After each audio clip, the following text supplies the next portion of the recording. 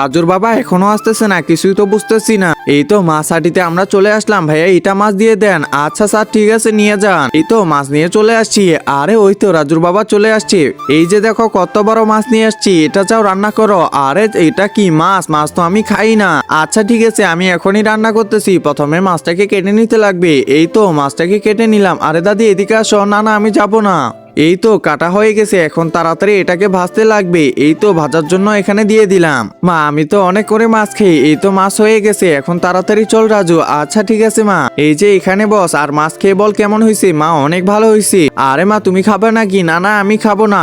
একজন মা কতটা আপন হয়ে থাকে, যার মানেই তাকে জিজ্ঞাসা করে দেখো। তো দেখা যাক বন্ধুরা, এই মায়ের জন্য কে ভিডিওটিতে লাইক এন্ড সাবস্ক্রাইব করে। আর যারা মাকে ভালোবাসো না তারা ভিডিওটি থেকে দূরে থাকো।